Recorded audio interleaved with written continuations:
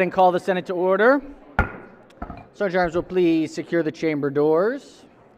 Members, please take your seats. Madam Clerk, please call the roll. Mr. President. All right, Senators, on this beautiful Tuesday, March 24th, we are very pleased to have with us Pastor Jalen Robinson of Born Again Ministries in Capitol Heights, Maryland, guest of the distinguished senator from the 25th District. Please rise for the invocation.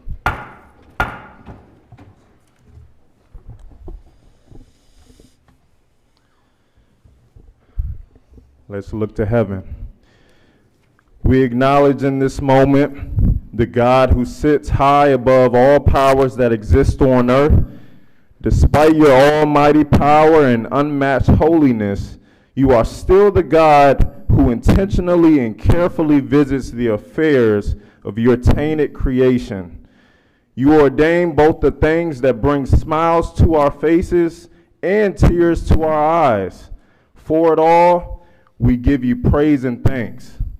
Father, we ask for your sovereign will to unfold in this meeting, work in the midst of each member represented here in order to achieve the greater good for the betterment of your people. We ask that you disperse the resources needed to implement the plans that will be pleasing to you.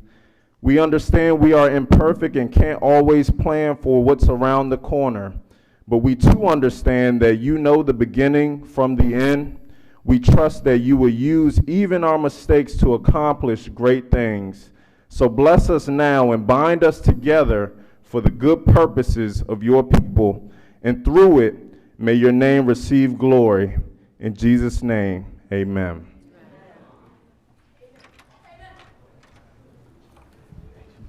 We recognize the senator from the 25th. Thank you, Mr. President. It's truly a pleasure and an honor to introduce to you a remarkable leader and dedicated community partner in District 25, Pastor Jalen Robinson. Pastor Robinson is the senior pastor and founder of Born Again Ministries in Capitol Heights, Maryland, where the mission is clear and impactful: to unite, to empower, and multiply the church through the transformative power of the Word of God. Under Pastor Robinson's visionary leadership, Born Again Ministries has become more than a place of worship. It is a pillar of hope, a pillar of service, and spiritual growth within the community. His commitment to faith-based leadership extends beyond the pulpit as he works tirelessly to strengthen families, uplift individuals, and foster meaningful partnerships that benefit District 25 and Prince George's County as a whole. And I'm so proud he's going to be working under my good friend, Pastor Bobby Manning, from the Heights and District Heights. So look forward to the continued partnership and growth, and thank you for coming today. And with that being said, Mr. President, I journalize his. I think we're gonna hold. Thank you, Senator, very much, and we appreciate the pastor being here. We definitely want to make sure our invocations are universal, and so we appreciate the efforts, and we're gonna make sure we'll keep on that moving forward. So, all right, has everyone recorded their presence? Everyone recorded their presence? If so, the clerk will take the call. With 42 members in the chamber and a quorum being present, the Senate of Maryland is now in session. Recognize the senator from District 33. Thank you, Mr. President. Good morning, colleagues. Today I am proud to recognize the 2025 4A state champion girls lacrosse team from Broadneck High School, along with their recently retired coach, Katie Kelly. In a rematch of the 2024 title game, the Broadneck Bruins faced an early challenge as Urbana surged to a 4-0 lead. Demonstrating resilience and determination, the Bruins mounted an impressive comeback, ultimately securing their 5th consecutive 4A state championship under Coach Kelly's leadership. Shortly after this remarkable victory, Coach Kelly announced her retirement, and in January 2026, she was honored as the 2025 National Girls Lacrosse Coach of the Year by the National Federation of High School Associations. Beyond her success on the field, Coach Kelly has made a lasting impact as a science teacher at Broadneck, helping to foster a culture defined by positivity, teamwork, and excellence. We congratulate the girls, the Broadneck girls lacrosse team, and Coach Kelly on their outstanding achievements, and wish her all the best in her retirement. Mr. President, also, I share the privilege of representing Broadneck High School with the senator from the capital city, who is also a alum of Broadneck High School. And with that, I would ask that there's 2 resolutions that we have today. I'd ask that the first resolution be read in full. The clerk will read the resolution in full. Be it hereby known to all that the Senate of Maryland offers its sincerest congratulations to Broadneck High School girls lacrosse team in recognition of winning the 2025 Maryland State Class 4A Girls Lacrosse Championship. We applaud your outstanding season and wish you many more. The entire membership extends its best wishes on this memorable occasion and directs this resolution be presented on this 24th day of March, 2026. The clerk will call the roll. Mr. President, Has everyone recorded their vote? If so, the clerk will take the call. To the young ladies of the Broadneck High School girls lacrosse team, the Senate of Maryland unanimously celebrates your 2025 Class 4A Maryland State Girls Lacrosse Championship. Congratulations.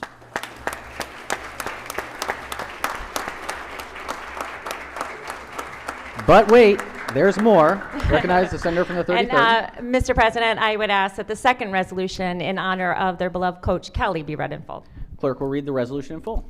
be it hereby known to all that the Senate of Maryland offers its sincerest congratulations to Katie Kelly in recognition of being named the National Girls Lacrosse Coach of the Year by the National Federation of High School Associations. The entire membership extends its best wishes on this memorable occasion and directs this resolution be presented on this 24th day of March, 2026. The clerk will call the roll.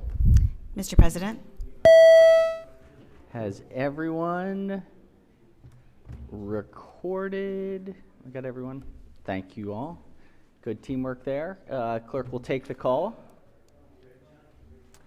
To Coach Katie Kelly, the Senate of Maryland unanimously celebrates your incredible leadership and for being named the National Girls Lacrosse Coach of the Year.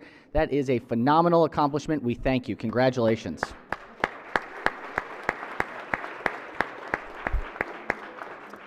All right, ladies, keep up the great work on the field and in the classroom. Both places. Both places.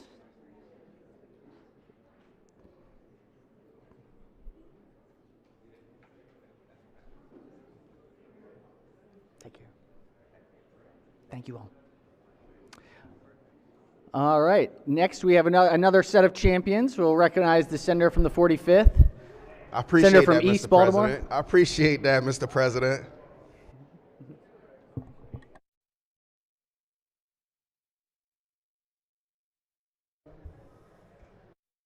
And Delegate Clippinger come following. Mr. Speaker Pro Tem is more than welcome to join us on. Oh, the Speaker Pro Temp, you're Look right. at that tie, too, huh? He got his orange. I got my orange and blue on too.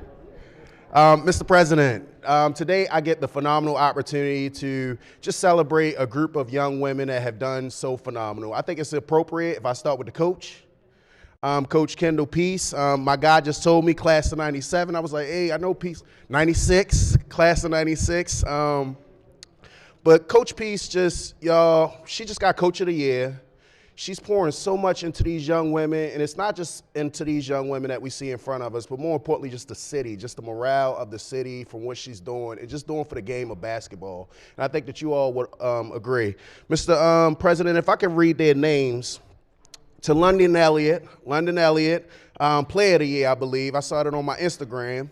Darren Moore, Alexis Smothers, Samaya Williams, Ashton Whitaker, Miss McGuire, Kara Price, Skylar Brown, Sydney Jones, Natalia Greco, Reagan McCrae, Darnera Tarver. I just say congratulations, y'all. Congratulations on winning our state's 3A championship. Got to see y'all play a couple times, and just the dedication, the commitment, and what you all just power and move through was so phenomenal to be able to see it up close from that standpoint. And I just say congratulations, but more importantly, just keep putting on for your city.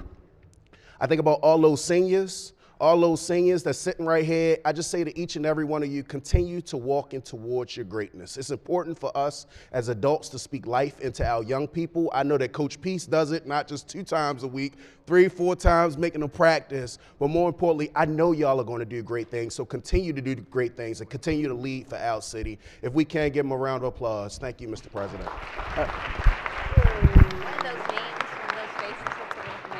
Clerk will read the resolution in full. Be it hereby known to all that the Senate of Maryland offers its sincerest congratulations to Baltimore Polytech Institute women's basketball team in recognition of winning the 2025 Maryland State Class 3A Girls Basketball Championship. We applaud your outstanding season and wish you many more. The entire membership extends its best wishes on this memorable occasion and directs this resolution be presented on this 24th day of March, 2026. Before we call the roll, recognize the senator from the 45th. Thank you, Mr. President. Just was a little nervous. Y'all don't see me get nervous often, but I left off the first name. And if we could say for the guard, Leah Crawford, just congratulations, please. Well, when you're in the presence of greatness, you know, that's it. Fair enough. All right, the clerk will call the roll. Mr. President, Has everyone recorded their vote?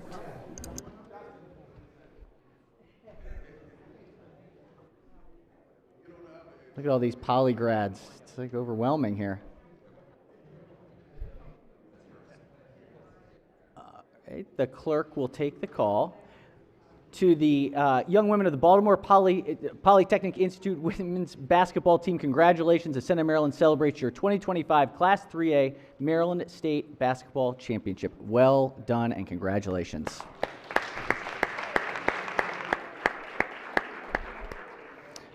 Keep up that great work on the court and in the classroom, as we know you all do. Well done.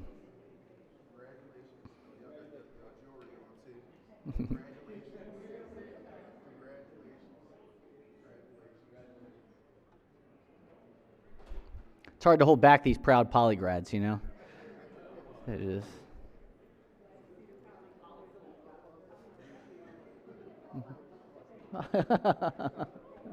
Good to see you. All right. Let's see. We now have, I think we have another, we do. We have two. Yes, excellent. Senators, so pleased to be able to honor two longtime state workers, public servants who have just done incredible work. We have with us Ray Burton and Bakana Endosa. Ray started working for the Office of Legislative Audits in April 1982 and retired this past August. During his tenure at OLA, Ray rose through the ranks and since 2014 was the audit manager. Ray audits included financial management practices, audits of local school systems, and audits for which he helped draft OLA guidance for future audits. He was also responsible for the audits of the local liquor boards, Maryland Departments of Transportation, Information Technology, and Natural Resources. Joined with him is Bakana Endosa, who started working for the Office of Legislative Audits in January 1997 and retired this past December. During his tenure at OLA, he rose through the ranks and since 2012 was an audit manager. Bakana was involved in a wide range of audits and most recently was responsible for our audit of the Department of Human Resources and Social Services Administration.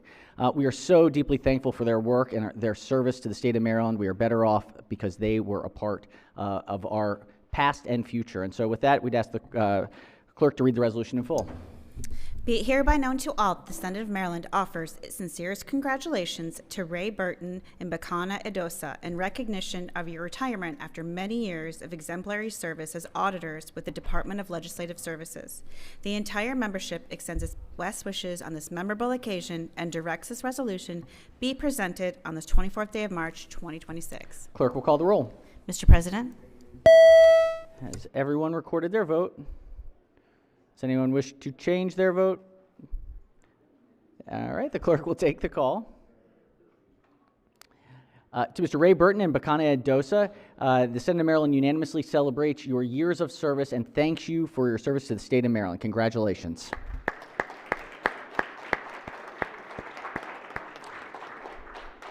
And thanks as well to the family members who are joining and co-workers, and thank you for being a part of this celebration. Thank you all for your work. We really appreciate it. Thank you. Thank you so much. All right, let's see. I think that does it for resolutions for the day. Do we have any introductions? I recognize the Majority Leader.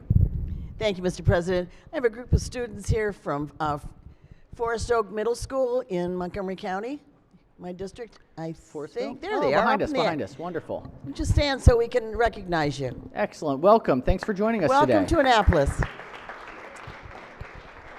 Thank you all for being here. Senator from District 20, Montgomery County. appears to have a guest. Thank you very much, Mr. President. We always think of the Senate as a family, and it's hard to believe the first time that Jacqueline was here, she could fit on my desk. She was sitting on my desk, and now she's 7 years old. She's joining me for spring break, so if you could all just give her a warm Senate welcome, that'd be great. Welcome. Has got a nice Descendants lockbox book, rocking and rolling. She's taking notes, putting to work. She's gone. All right, let's go Senator from Baltimore County. Thank you very much, Mr. President. I think he may have just left, but the doctor of the day, Dr. George Duncan, is an ophthalmologist in Towson at the GBMC Eye Center. He's from District 11. I wanted to welcome him. If I could have a second bite at the apple. Please. I would like to welcome my fabulous team and recognize them today. The team this session has really been wonderful.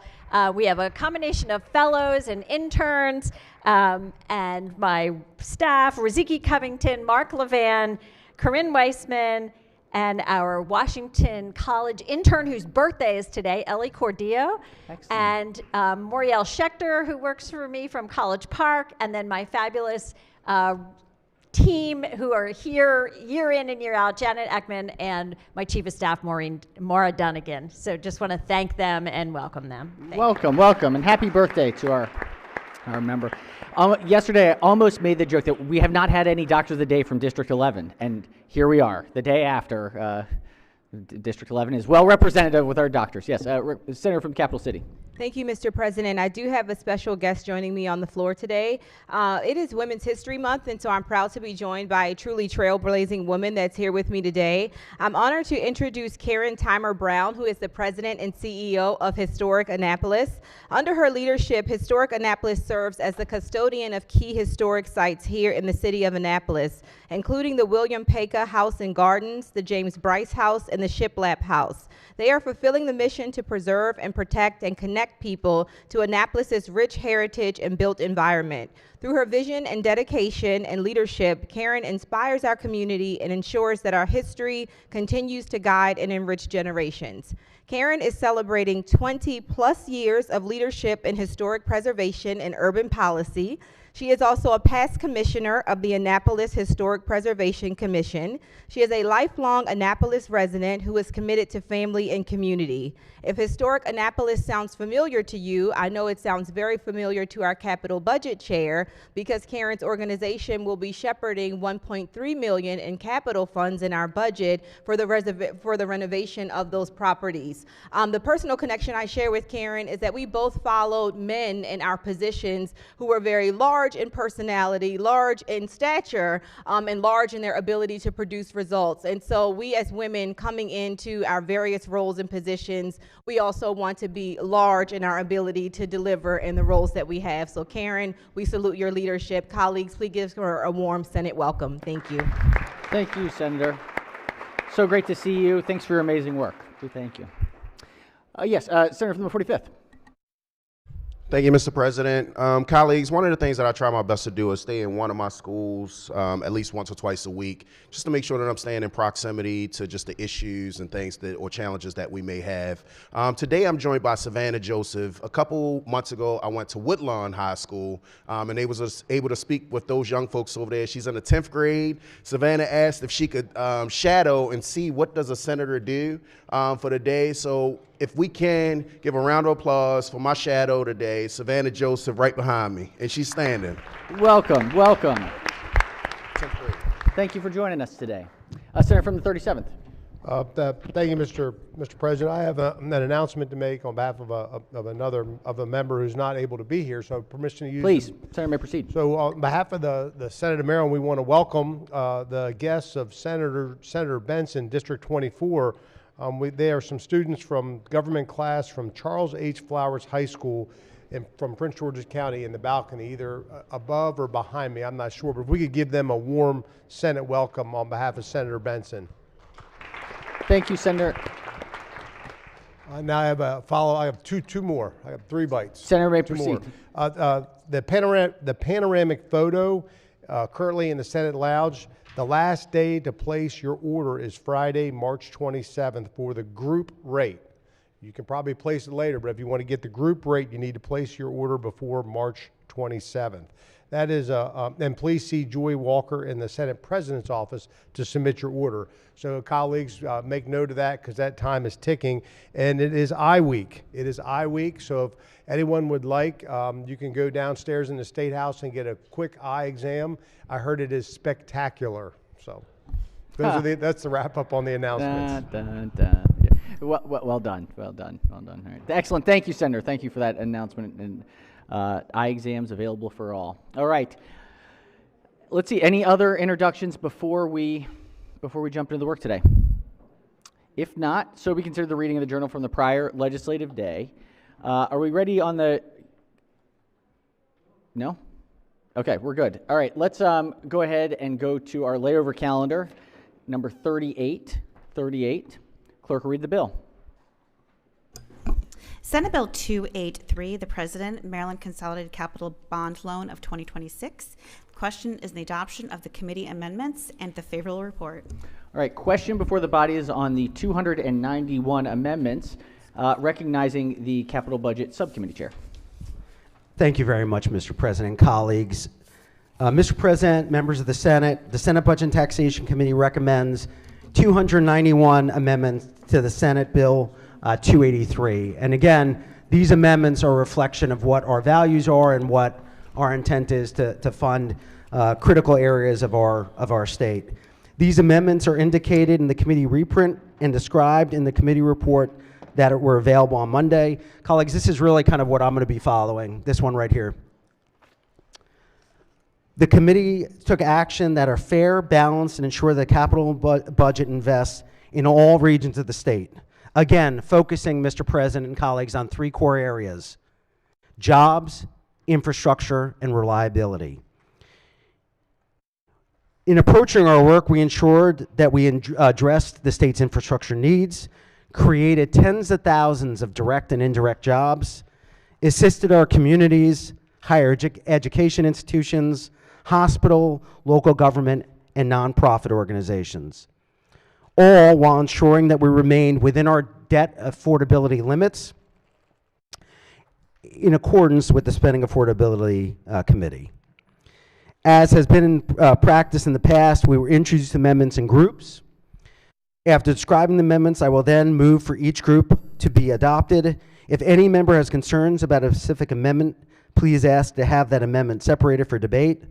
I ask that members to hold additional amendments until after the committee amendments have been adopted. Please keep in mind that all committee amendments are to be drawn to the committee reprint. Mr. President, just so you know, as we're going through this, I might separate some amendments because there are members that might need to take the rule. That doesn't necessarily mean that there's any issue with the projects, but just making sure that we're separating. And we're also going to be introducing some committee amendments at the end. But with your permission, Mr. President, I'd like to go through the amendments. Senator may proceed. Colleagues, amendment number 1 is technical. Move adoption of amendment number 1. All right. Actually, you know what, Mr. President? I'm going to go through all of them and then move adoption at the end. Otherwise, I want to try to get through this quickly. Okay? Without through groups, or you would? I'm going to go through it all, and then I'm going to adopt it as a total set of amendments. Does that make sense? As I've done in previous years. Senator may proceed. Great. And of course, if anyone has any questions, tell me to pause. Pertaining to amendments 2 through 8 in the Interagency Commission on School Construction, Amendment 2 and 3 add language specifying that the allocation of funds, in the Board of Public Works. Amendment 4 adds funding for the Revenue Administration Center. In the Department of Natural Resources, Amendment 5 through 8 reduce bond funding on special funds that are replaced. So we're fully funding it with additional and other funds. Pertaining to Amendments 9 through 21 pertain to the University of Maryland system. Amendments 9 through 12 add funding.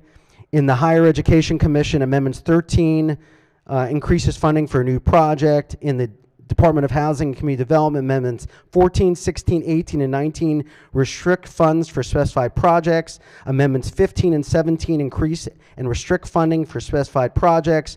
Amendment 20 reduces funding for rental housing programs, which is placed as a fiscal 2026 general fund deficiency. In other words, it's fully funded.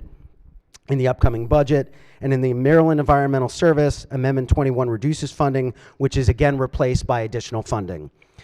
Now turning our attention to Amendments 22 through 230 22 through Amendment 233, a miscellaneous program, Amendment 22 through 47, modify funding and make technical corrections to projects, Amendments 48 through 231, add miscellaneous grants for various projects. In the Maryland Hospitals Association, Amendments 232 and 233 increase funding.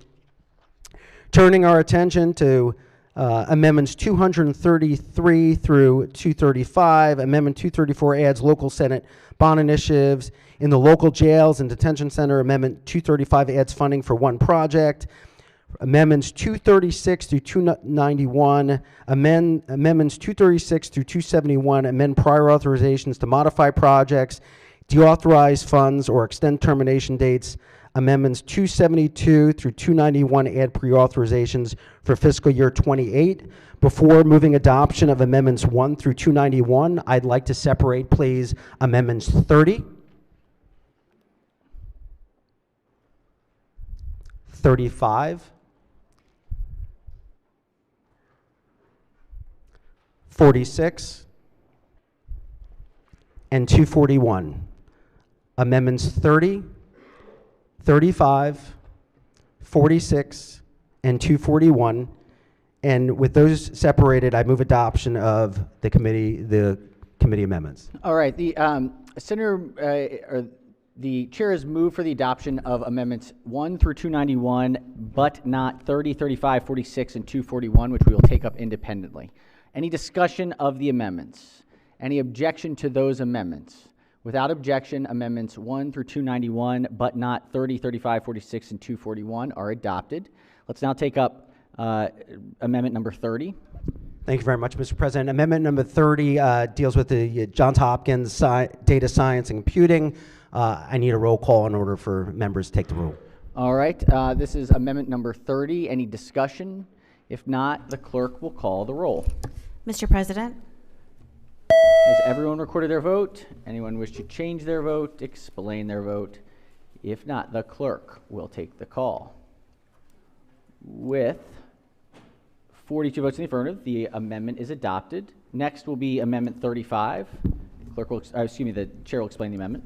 Thank you very much, Mr. President. This deals with the Maryland Independent College and University Association. We just added funds to the Johns Hopkins University. I'd ask for a roll call for. All right, on the amendment, any discussion? Any we have to do a roll call, so clerk will call the roll. Mr. President, Has everyone recorded their vote? Anyone wish to change their vote, explain their vote? If not, the clerk will take the call. With 43 votes in the affirmative, the amendment is adopted. Senator may proceed. Thank you very much. Amendment 46 is dealing with the Johns Hopkins Pediatric Unit. I voting yes, but would ask for a roll call. All right, Senator moves the amendment. Any objection? Any discussion? If there's no further discussion, clerk will call the roll. Mr. President, Has everyone recorded their vote? Anyone wish to change their vote, explain their vote? If not, the clerk will take the call. With 43 votes in the affirmative, the amendment is adopted. Senator may proceed on the final amendment.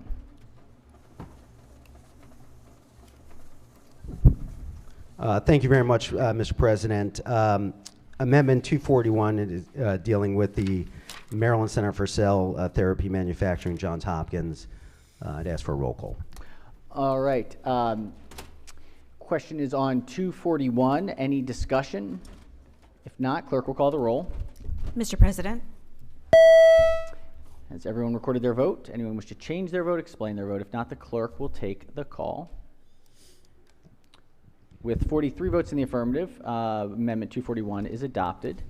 Recognize the chair of the subcommittee. I would just ask for the adoption of the favorable committee report, and I know that there are more amendments coming, Mr. President. All right, the chair has moved for the adoption of the favorable committee report as amended. Any discussion? Any objection? Yes. Yeah, Mr. President. Recognize Senator from the 28th. Yeah. So we are adopting the entire report, all As amended. Amended through 286. 291. 291. All of them. All of them. So I have a question, Mr. President, of the floor leader. Question for the floor. Senator may proceed. Yeah, just going through this report. Sure. Is it on the system, or we have to go through the book? It should be on the system. Oh, it's not? It's not on the system? Do you have it in front of you? Well, I have the book, but Okay. I want to know if it's on the system so we can search to see, what's going on in this report. The bill is certainly on the system. The bill is on the system. Mr. Recognizing the President. Vice Chair. Thank you, Mr. President. Senator, I've been communicating with OIT on this. The bill is certainly on the system and accessible. Unfortunately, we can't see the amendments on there, and so that's why we're looking at paper, but OIT is working on it. She said it should be, and it's not, the amendments. So we're going But I through. think it's a moot point because I think we've already voted it, have we not, Mr. Senator, Chair? please. It's on the website under the budget tab, and Yes, under the budget tab, under capital, it comes up as a blank screen. If you click on, okay, they're trying to work on it, but the amendments don't show. no, it is available. It's on the main website under publications. Okay, well, there's some issues with some of our systems, Mr. President. On the main website, it should be available under publications and budget. Could we hold this until we work out technical issues before we vote on what's going on here? Because it's hard, it's basically, some of us can't see what's going on. Senator, the book's right here as well. Yes. Okay, so if, Mr. President, it takes time to go through the book to see what we're voting on, and it's easier if we can do a search on the system. Senator, that's why we had the layover yesterday. Okay.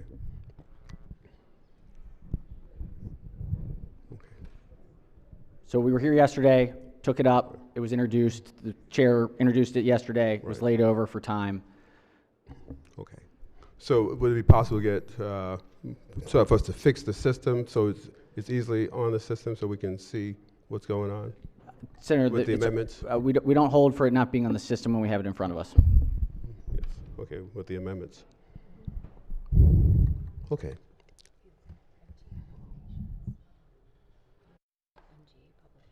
Okay.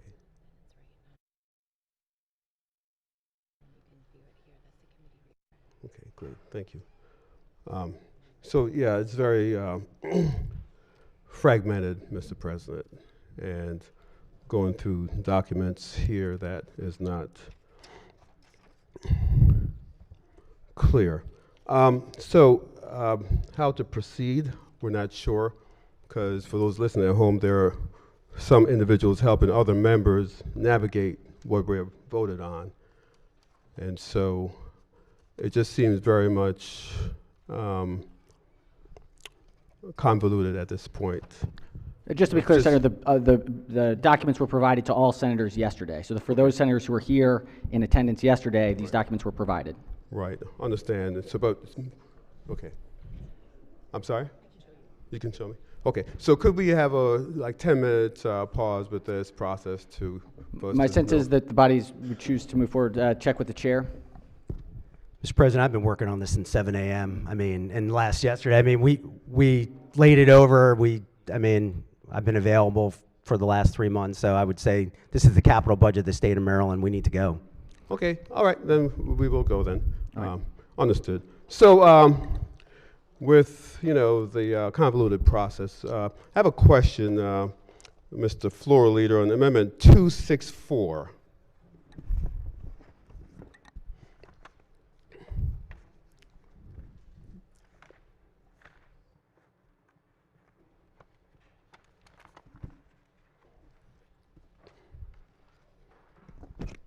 Yes? Yeah, 264 amendment is deauthorizing a project. It says Willing Helper Society renovation deauthorization. Add the following language: Willing Helper Society renovation provide a grant to the Board of Directors of Willing Helper Society Incorporated for the acquisition, plan, design, construction, repair, renovation, reconstruction, site improvement, and capital equipment of the Willing Helper Society, Charles County, being deauthorized. Why is that being deauthorized? What authorization did you have to deauthorize that project from a duly elected constitutional member of the Senate of Maryland? Well, thank you very much for confirming that I'm constitutional. I appreciate that. The money was never spent, and they were going to be deauthorized, so we wanted to make sure that it stayed in Charles County. So you want to make sure it stays in Charles County. So it's deauthorized?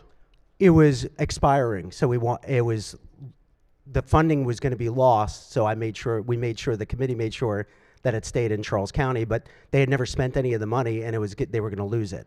So we repurposed it for a project that was ready to go. Oh, so you repurposed the money. So where did that money from Charles County go, Mr. Chairman? Where was it sent? It went to the Boys and Girls Club of Southern Maryland. The Boys and Girls Club of Southern Maryland. What amendment is that? What number is that, please?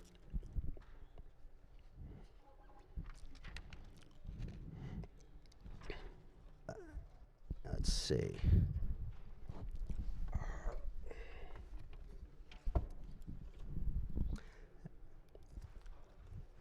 Let's see, I think it might be 268.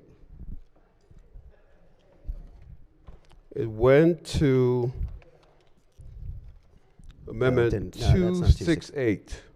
No, it's not 268. Oh. Boys and Girls Club. No, that was also deauthorized. That didn't go to 268. Let's see. I'm looking through it, sir. It's 233 amendments, so hold on for a second. Hold on for 1 second.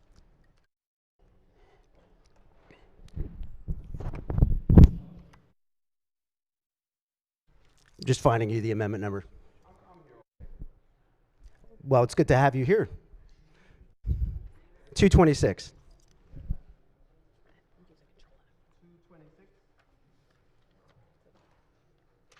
226.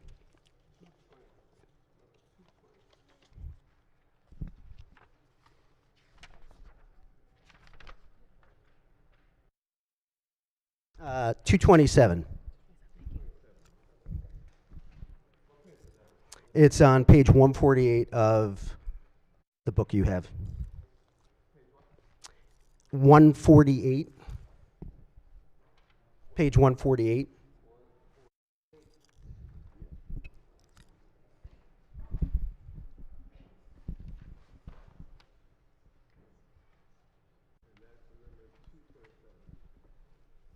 Yes.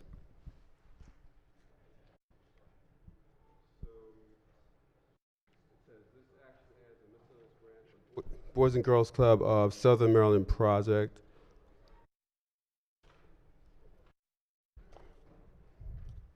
Do I have to go back to 147? 147? Yes, I think we have to go back to 147, page 147, Mr. Chairman. Yeah, you asked me where you could find the amendment, and that's Yes. the page you can find the So, amendment. Boys and Girls Club of Southern Maryland, 100,000. Boys and Girls Club of Southern Maryland provide a grant to Southern Maryland Tri-County Community Action Committee for 100,000.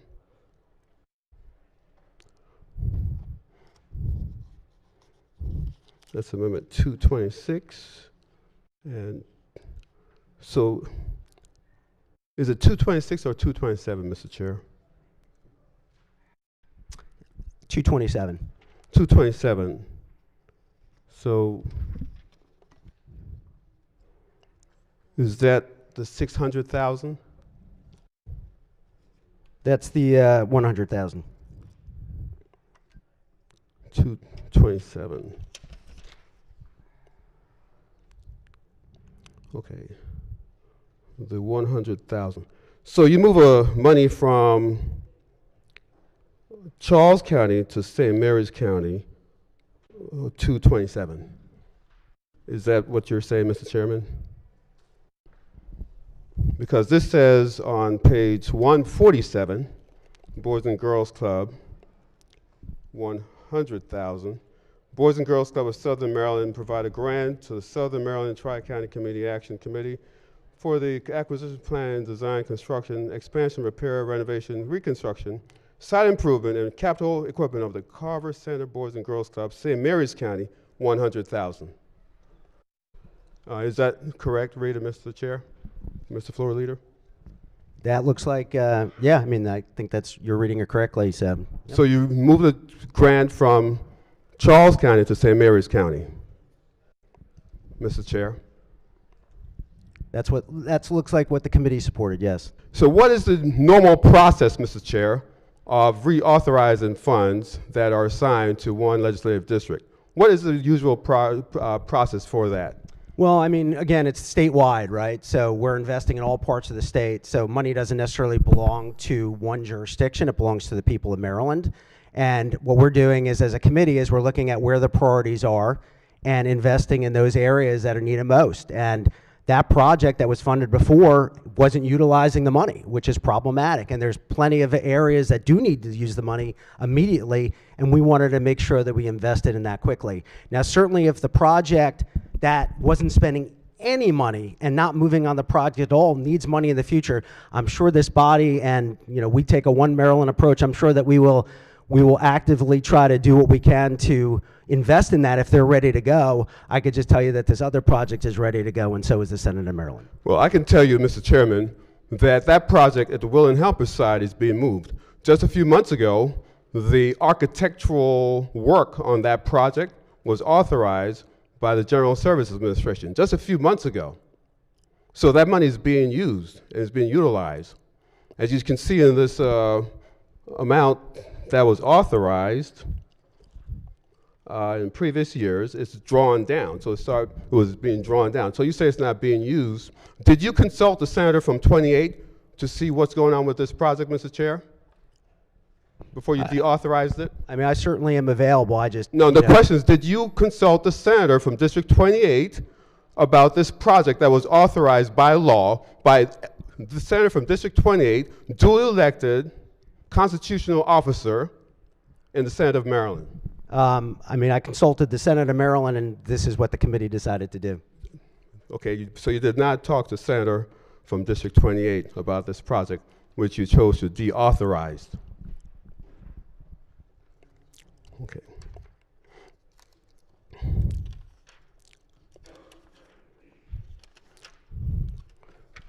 Let me flip through the book. I have another question, Mr. President, on another amendment.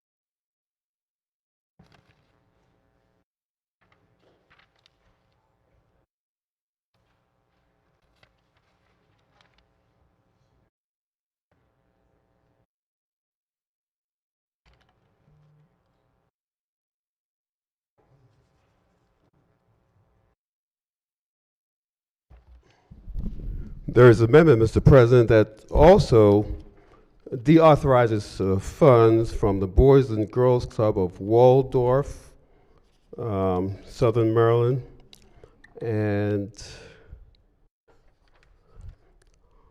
it's hard to find it in this book because I usually use a computer. Will and Helpers.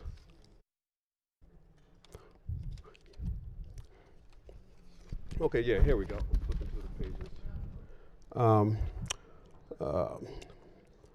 page, Mr. Chair, Mr. Floor Leader, page 195, Amendment 268, Boys and Girls Club of Southern Maryland, Waldorf Club Park. That's also deauthorized for $300,000. Mr. Floor Leader, why was that amount deauthorized? They had received money in 2018 and never spent it, so we extended it. We extended about $700,000, and I think I made it pretty clear that we're not going to be funding legislative bond initiatives or projects that don't have fact sheets. So right now, Senator, the only contact for the project is you, which is problematic. So so we went ahead and repurposed that money, and they still have $700,000. What we did was we repurposed the $300,000 for the new La Plata Library, but there's still $700,000 in the Boys and Girls Club of Southern Maryland. but there's still no information about that project. So, Mr. Chair, Mr. Floor Leader, did you talk to the senator from District 28 who authorized this project in the year past, who was not here in 2018, by the way? And these projects just began to be funded. I just want to add that last night I was at the brand new Boys and Girls Club, the only one in Charles County, opened last year. The only one. There are almost 100 Boys and Girls Clubs in the state of Maryland.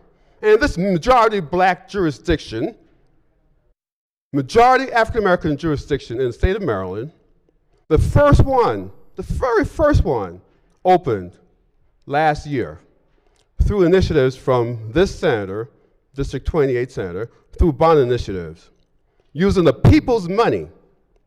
And plans are on the way for the second Boys and Girls Club, which funds like a squirrel being tucked away over the last 2 years, I believe, for the Boys and Girls Club of Southern Maryland, Waldorf.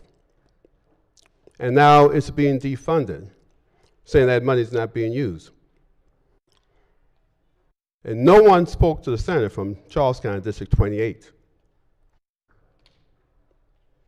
Is that appropriate, Mr. Floor Leader, to make these decisions without speaking to the members who request these funds?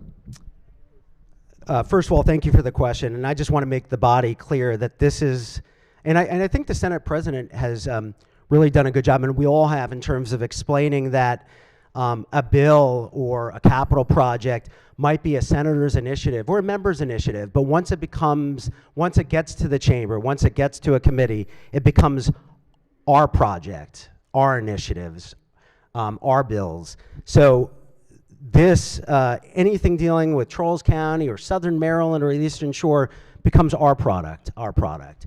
So when we made decisions to add funds, repurpose funds, when we make any modifications, it is not just one individual, it's a team. It's a subcommittee and it's a committee. So this is the product of the Senate Budget and Taxation Committee. Senator, really quickly, just a quick note that I believe that there was also in the operating budget an additional $1.5 million of flexible dollars that was being provided statewide for Boys and Girls Clubs because they needed flexibility instead of specified capital. They needed that flexibility, is my understanding. That's from the correct. Operating budget. That's absolutely so that they would have across jurisdictions be able to help move projects that were fastest along, is my understanding. Yeah, thank you for that, Mr. President, and that's in the operating budget. So the funds we're talking about here now is a capital budget. In the capital budget for construction, to take care of the boys and girls of Maryland, which last time I checked, Charles County was part of the state of Maryland. And so this year also I requested funds in the capital budget for the Boys and Girls Club to continue to build funds for the Waldorf Club Park, which is in the top 5 largest cities, though incorporated in the state of Maryland, and $0 were put in that this year. So the people of Charles County don't deserve a return on their taxpayer dollars this year, Mr. Chair, Mr. Floor Leader? Well, first of all, thank you for the question. Mr. President, colleagues, we are investing beyond the $1.5 million in operating. There's still $700,000 going to this project. But for the, I think you had put in a legislative, the senator had put in, there had been a bond initiative, Mr. President, put in for the Boys and Girls Club, and it had no fact sheet, so there was no information about the project, and I can't fund something, the committee can't fund something that doesn't have a fact sheet. I hear a lot of reasons for the people of Charles County being disenfranchised. And this is nothing that black people are not used to. When their black representatives stand up and speak up for their constituents, the people are punished. People are punished, saying that we do not belong. You don't go along, you will be punished. You will pay a price. And Mr. Chairman, Mr. President, colleagues, the people of Charles County are the most loyal Americans there are. There are more veterans per capita in Charles County, in Southern Maryland, than any other place in the state or the nation. And is this a way of treating the people of Charles County? To take away things, to punish their leaders who dare represent their constituents? Saying that there's no fact sheet? The Boys and Girls Club of Southern Maryland, many years in St. Mary's County. We work with the Boys and Girls Club of Southern Maryland in St. Mary's County to open and to staff the Boys and Girls Club in Charles County. We use their network to do that. Experienced leaders to build these clubs, to staff these clubs. So to say the money's not being used, Mr. Floor Leader, to say no one is responsive, Mr. Floor Leader, oh, you only hear from the senator from District 28 and you can't trust him, so we just do what we want to do elsewise. It's downright false and just really disrespectful. And none of that is true, by the way. None of that is true. None of that is true. We are using the funds provided by the state, a return of the taxpayers' dollars to the people who pay the tax. Charles County is the wealthiest majority black county in the nation. And Charles County, very diverse, but we are a growing community, and we have needs also, like Montgomery County has needs. Mr. Chair.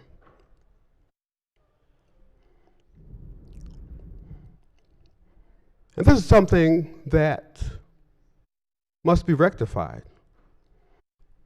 This body and its leaders want to punish people who speak up what their constituents are by defunding projects. Defunding projects for boys and girls. Boys and girls. Punish me. I'm a disabled veteran. I got injured in the line of duty fighting for this country, for our right to stand up and speak. Punish Ellis. Oh, I can use my own name. I hope I don't get in trouble using my own name. Punish the senator from District 28. But don't you ever, ever, ever punish the boys and girls of Charles County. Disgraceful. All right. On the favorable report as amended, any further discussion? Yes, recognize the senator from the 27th. Thank you, Mr. President.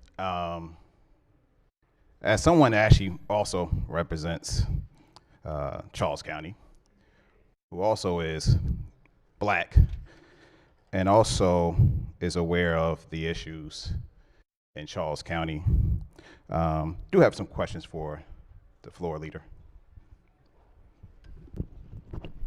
Senator may proceed. For my little tiny knowledge that I have serving on budget committees over the past 3 years, for different projects over the past couple of years, including this year, how often is money reauthorized? It depends on the year, and obviously it depends on what the committee wants to do, but it's happening more and more now because money is expiring. Has money been reauthorized in the past for Charles County? Yes. Was it reauthorized in the past to help build a Boys and Girls Club? Yes. I'm looking at the capital budget for this year, and I noticed that there is a lot of money that went to Charles County. Yes, there might be some that was deauthorized, but it was reauthorized in other locations, like libraries. A lot of money went to a library in Charles County.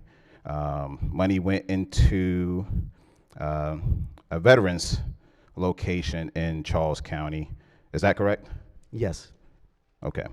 Guys, want to make sure that we definitely don't, for my portion of Charles County, I don't want folks to believe that money was totally taken away from Charles County, because that is not true, Mr. President. Money was provided to Charles County, especially to areas that is needed. And as a senator that also represents Charles County, I will always ensure that our people in our black communities will always be taken care of, because that's what I'm here to do. Thank you, Mr. President. Thank you, Senator. All right, any further discussion? Are any senators who have not yet spoken wish to speak? If not, recognize the senator from 28th. Thank Mr. President, and I just want to say that, you know, as representation is concerned,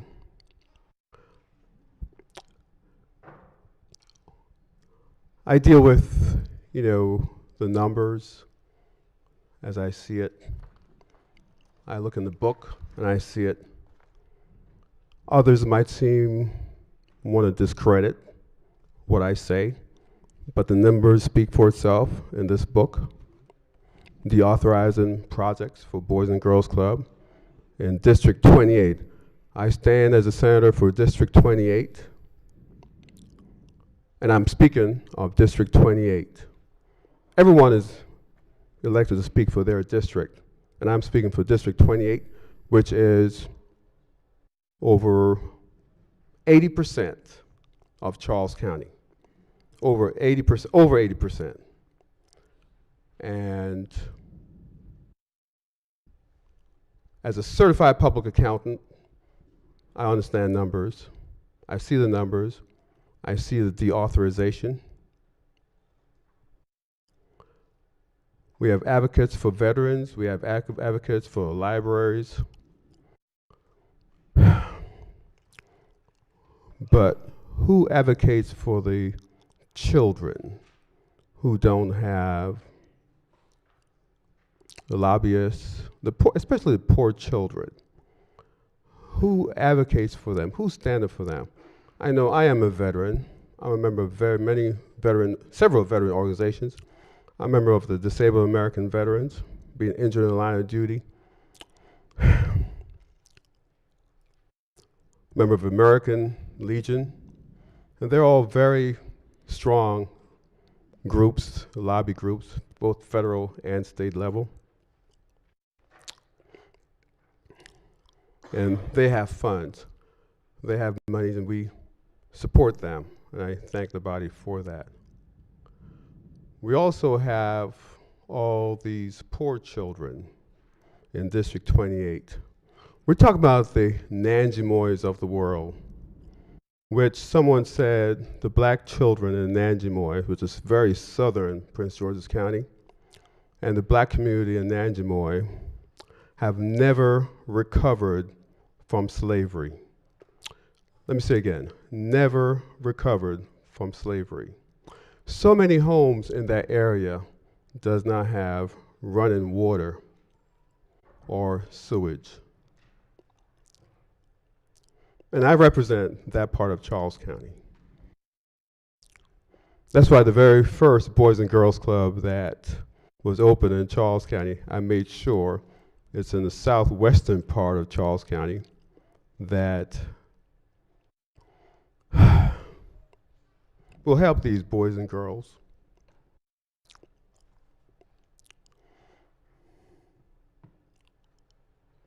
And the mission continues to help these people.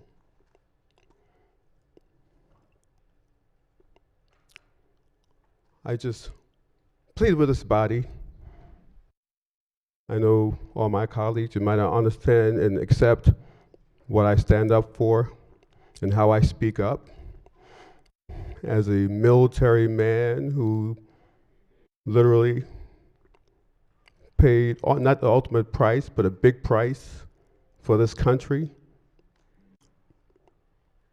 to fight for the lesser of these, to really look out for people who cannot hire lobbyists, Mr. President, and come to Annapolis and speak up for the suffering that's happening in so many parts of our communities now, especially with the Trump administration doing a hatchet job on jobs, especially jobs for black people, for black women. So many have been laid off and fired. These women, a lot of them are single moms with children, and they have a place for them to go in the Boys and Girls Club. It's in La Plata, and so many other things we do. Will and Helper Society. Will and Helper Society, which is also cut indiscriminately without discussion with this senator, has been around for over 115 years. 115 years. Back when black people couldn't even get insurance, couldn't get any help. So you have these mutual societies that come together to help black people to survive a very mean and wicked society.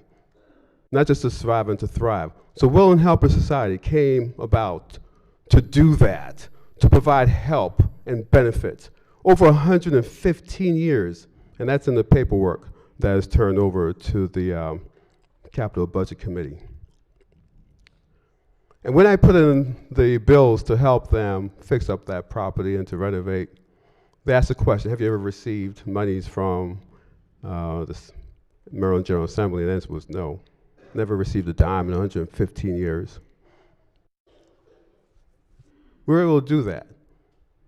But they're helping the youth in La Plata area dispossess. People doing great work. So for members here to go and cut a project that this senator has used monies, taxpayers' monies to fund, and for a senator from District 27 to say, well, other people got the money. The library got it, the veterans got it. You know, I stay in my lane. I represent my constituents. And I speak up for my constituents. And everyone here speak up for their constituents. And I just would like justice for the boys and girls and that money restored. And I would plead for that to be restored and for those projects, Mr. President, to be reauthorized. All right. Question remains on the favorable committee report as amended. Any further discussion? Any further discussion on the report? If not, no objections. Without objection, the amended report is adopted. Are there any amendments to the bill or its title? Recognize the senator from the 43rd District. The senator has an amendment. Pages will collect and distribute the senator's amendment. Thank you, Mr. President. I have a committee amendment. Amendment number, I don't do this often, I think I'm supposed to read it. Amendment number 243626. Okay, so it's at the desk. Mr. President, I rise to support or ask for the committee to consider this as a friendly amendment, and it is to restore funding to the women's pre-release. On pages 110 and 113, the governor zeroed out $4,025,000 on lines 7 through 11, and then on page 113, the governor zeroed out $2 million. That was to go to the to the Life Skills and Women's Pre-Release Center. Now, colleagues, I know that the budget is about making choices, and I very much want you all to understand any of these choices before we vote, particularly on this issue, which has really been a priority of our body. At the same time, when nearly $7 million, the governor chose to reduce allocation to build the Women's Pre-Release Center, the governor doubled the state's allocation to the Johns Hopkins University for a data center. The original allocation in the budget was for $5 million, and that was increased to $10 million. So I just want to put before the body the financial record, because especially in this very difficult time, and especially given our commitments to focus on communities that need the resources, I want us to fully understand what the governor chose to subsidize. According to Hopkins' own audited financial statements for fiscal year 2025, the Johns Hopkins University holds $782 million in cash on hand. They cleared nearly $500 million in operating surplus last year alone. They hold $1.22 billion in completely unrestricted assets. That means they can spend that money any way they wish. There are no donor conditions and no strings. Additionally, they sit on a $13.7 billion endowment. So I am an alum of this institution. However, I don't think they need our money, especially, I just would say that given the choices and given the choice of the governor to zero out nearly $7 million, we have it, through this amendment, an opportunity to show our commitment to invest in the reentry, in women's reentry. Now, here's the thing. I am not asking to zero out Hopkins money. And as you go through it, there are multiple places, where the Hopkins University has allocated money, both in the operating. It is an institution that provides very much support in our communities. One of the big job makers. So again, this should never be constructed as an anti-Hopkins thing, but it really is more about this legislature, I think, saying to the governor that we believe, at the very least, that the women who are looking to return to their families and who this body just voted to affirm once again, as we have done every year since 2020, that this reentry facility needs to be built.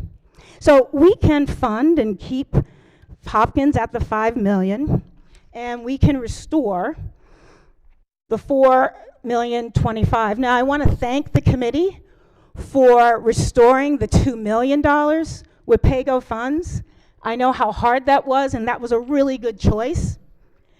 But this amendment, as we have done in other areas, restored the full funding, and it updates the project description to reflect what we just passed. So we're just talking about $4 million or $5 million to an entity that has close to $3 billion in assets. So again, this $4 million is reaffirming our commitment. It is a beginning of a full investment, and again, this committee, the Budget Committee, did do great work in ensuring dollars in next year and in the following year, but this was money that was already allocated to the women's priests. So while the governor unilaterally zeroed this out and doubled down on an institution that did not need the money, we have an opportunity to say no. We have an opportunity to stand with the women who are often and very last in this budget, year after year after year. So I ask for your support, and I would like to consider it a friendly amendment.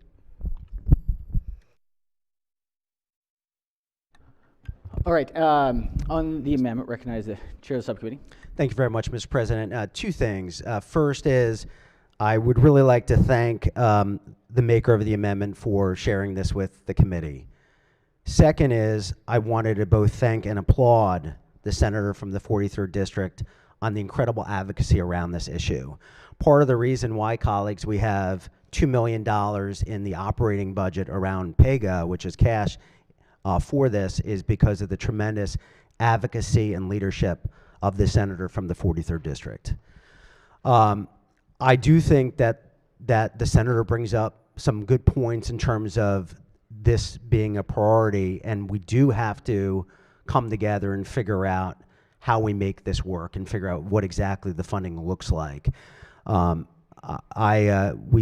commit to the senator who proposed the amendment that will work closely with the chair of the Budget and Taxation Committee. Mr. Chairman, wherever I can be helpful, you know I want to be a partner, as well as the administration and the House, to really making this a priority. Mr. President, my hope is that we would just put the amendment aside for now with the commitment that we're going to make this a priority, continue to focus on it, and along with the senator from the 43rd District to make sure that that senator is also at the table, and other senators, to make sure that the full scope of the project is recognized and we can move toward a solution. All right. Are there any senators who have not yet spoken who wish to speak? If not, recognize the senator from the 43rd. I appreciate that and look forward to this body renewing this commitment and moving forward. So I accept that. Thank you. All right. So do I withdraw? Like, what do I do? I'm sorry. Do I withdraw it? Do I? Oh, I'm sorry. If the senator wishes to. Can I pause it? Not really. That would pause us as well. Keep it in my pocket just in case. No. Yeah, I'll withdraw the amendment at this time with the commitment to restore the money that was zeroed out by the governor. All right. Thank you, Senator. All right. Are there further amendments to the bill or its title? Yes, recognize the chair of the subcommittee. Mr. President, I have an amendment at the desk. Senator has an amendment. Pages will collect and distribute the senator's amendment.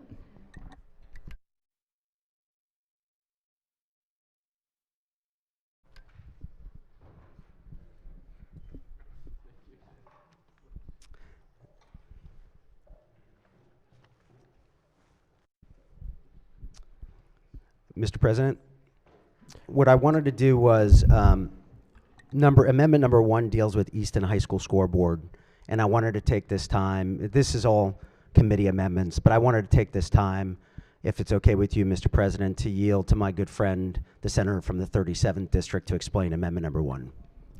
Senator, may proceed. Thank you, Mr. President. Thank you, Mr. Chairman.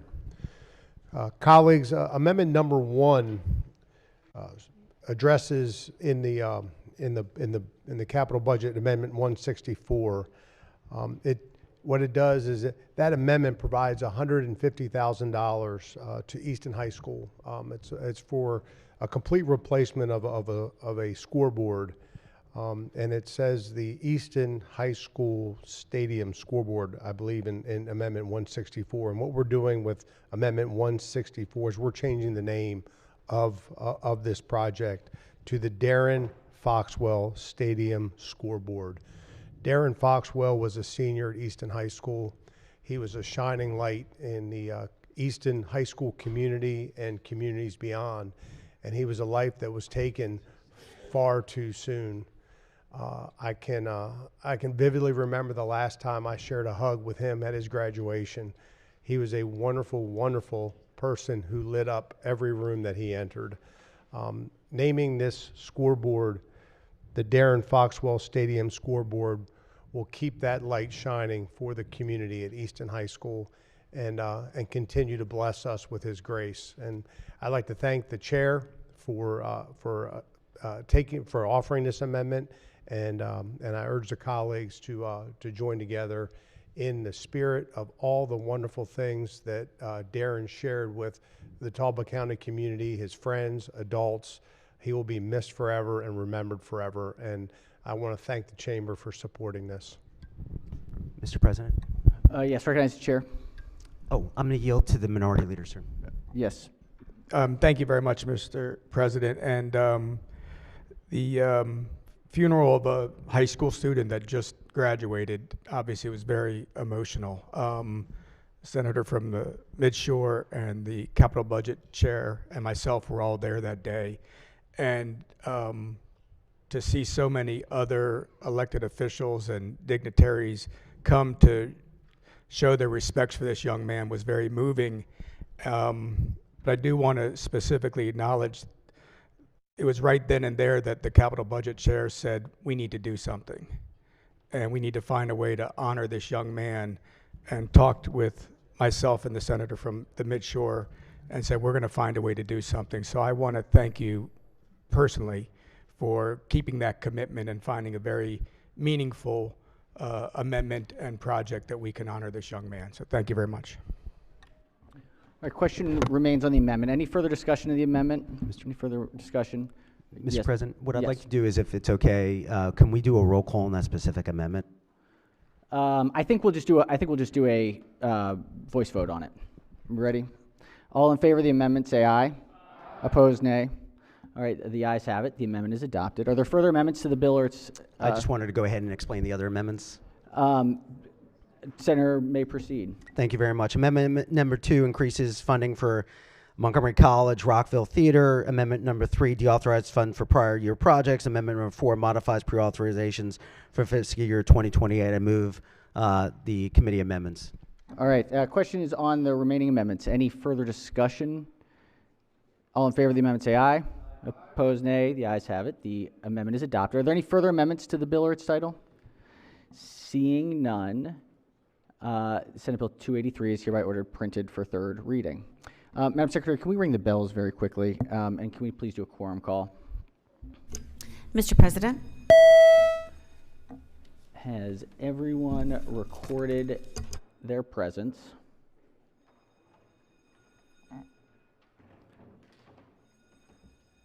If so, the clerk will take the call.